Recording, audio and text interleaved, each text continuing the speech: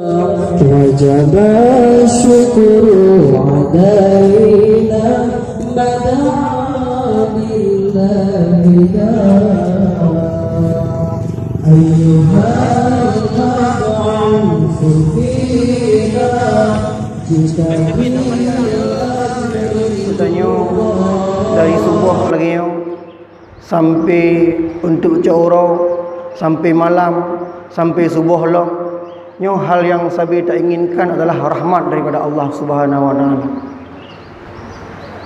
Bahkan uronyo takalan seandainya na seekor anak gajah yang dia dilahirkan oleh ibunya, anak gajah tersebut hana pernah diinjak le mak ji le bina induk ji.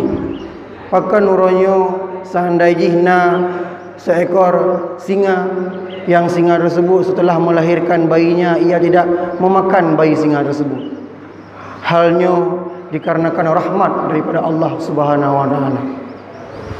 Maka gedanya orangnya apapun yang gedanya lakukan, apapun yang gedanya kerjakan, baiknya amalan wajib maupun amalan sunnah maupun amalan yang mubah, bahkan yang mandum-mandum dari harap ridha, terharap keridaan daripada Allah Subhanahu wa taala.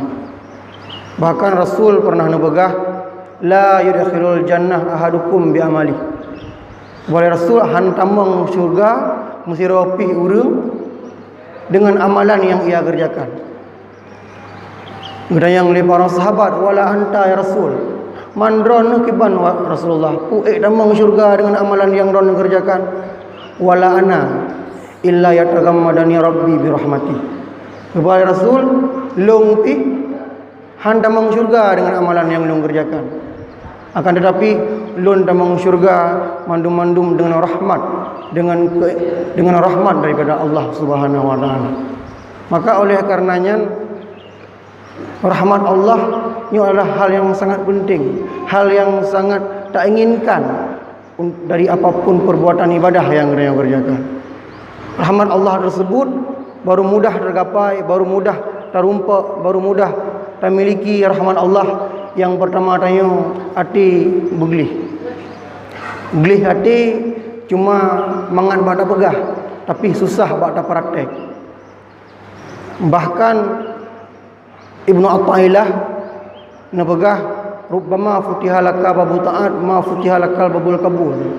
Rubbama qudiya alaika bi dzunubi fa kana sawaban fi usuli.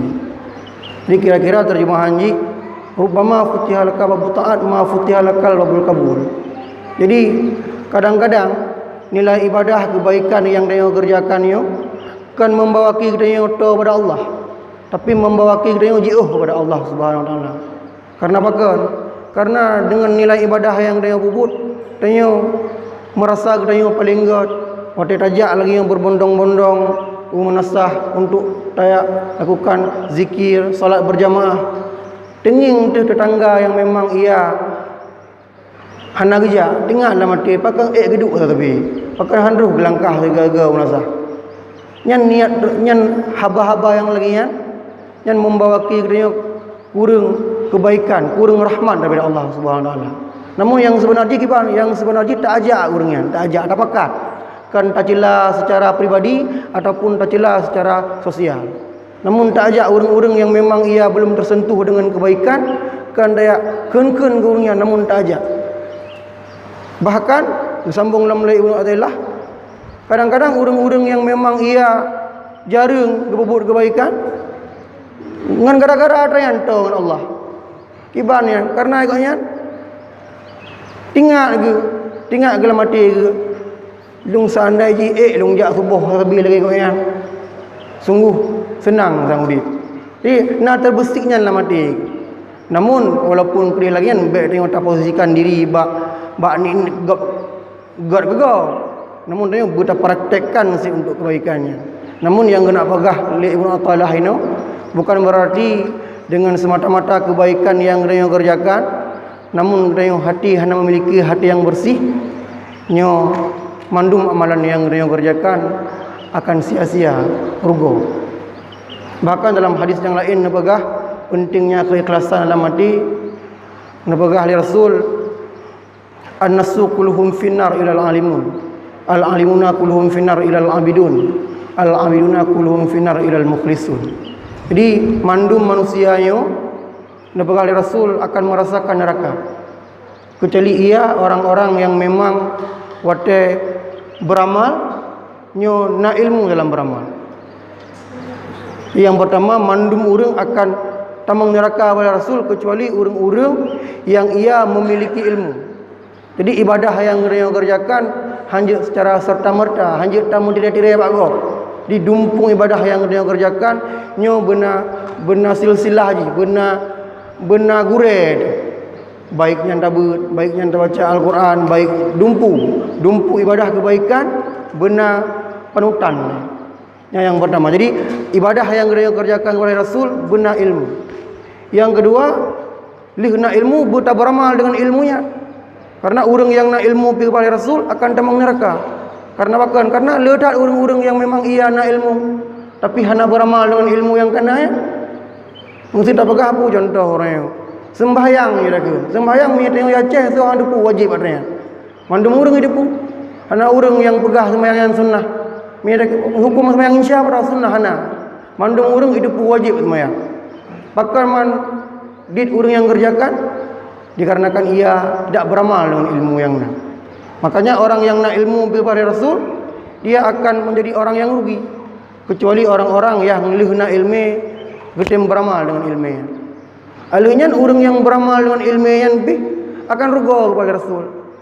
Itunya ilmunya dengan ilmunya dapat buat dengan ilmu yang dia punya. Namun hana keikhlasan yang sangatlah rugi. Maka hal yang sangatlah penting keikhlasan. Namun kan keikhlasan mantang, namun lebo hal. Yang pertama ilmu, alian beramal tatim bubut dengan ilmu yang kenayan. Alian benar rasa keikhlasan di dalam hati tentang hal-hal kebaikan yang dia kerjakan.